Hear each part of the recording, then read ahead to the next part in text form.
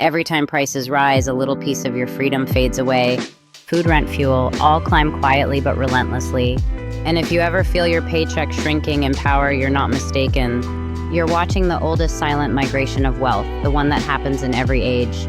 Because inflation doesn't just raise prices, it rewires who owns tomorrow. Welcome to The Financial Historian, where money, time, and power meet in polite chaos. For ordinary people, inflation feels like disorder, bills running wild, savings dissolving, systems slipping out of reach. For the powerful, inflation is the code that keeps the machine running. It's how governments fund wars without asking voters. It's how big companies slim their debts. It's how the wealthy watch their assets multiply while everyone else just treads water.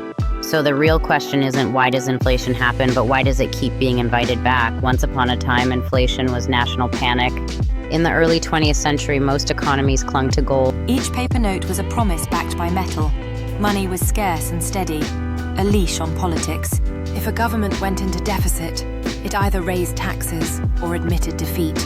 Inflation came only with crisis, war, disaster, collapse. The idea of deliberate inflation would have been absurd. Then the world broke. The Great Depression of the 1930s shattered that metallic restraint.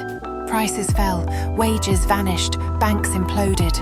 The problem wasn't inflation, it was its opposite, deflation. When money grew more valuable over time, no one spent it. Debt sagged heavier every day. It was an economic deep freeze. Policymakers learned a painful lesson.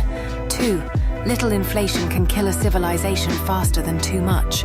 After World War II, mountains of public debt loomed. Some nations owed more than twice their yearly output. They couldn't pay it honestly, so they let inflation melt the numbers instead.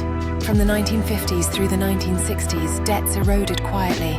No revolutions, no defaults, just arithmetic. $1,000 billion in bonds isn't the same after a decade of gentle price rises. The system discovered its secret medicine, controlled debasement disguised as progress. Then came 1971. President Nixon closed the gold window, unlinking the dollar from gold. A temporary measure that never ended. Overnight, money lost its anchor.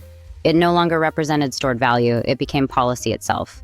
The global economy entered an age of faith dollars backed not by bullion, but by belief.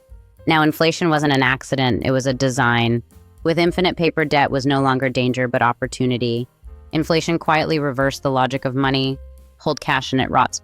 Hold debt and it fades. A crushing mortgage today becomes featherlight decades later. Assets rise as currency falls. And in that flip lies the math of inequality, the fire that warms palaces and burns cottages alike. Governments soon realized they needed inflation as much as they pretended to fear it. A little annual erosion keeps the debt manageable, the citizens obedient, and the banks alive. That's why the fight against inflation is theater.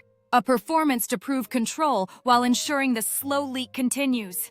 Because zero inflation is deflation, and deflation is death in a credit-built world. Then came the 2008 financial crisis, the great trial by liquidity. Central banks didn't restore honesty, they restored illusion.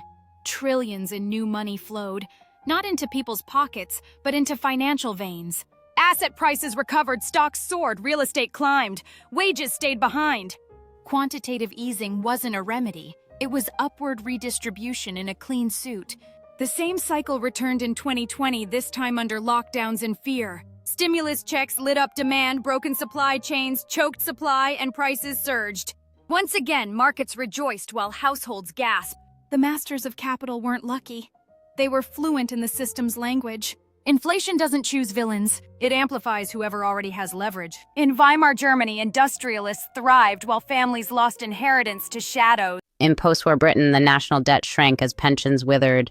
In 1970s, America real estate kingpins emerged stronger than wage earners. In the 2020s, global billionaires gained trillions while median households fell behind. The faces changed, the formula doesn't.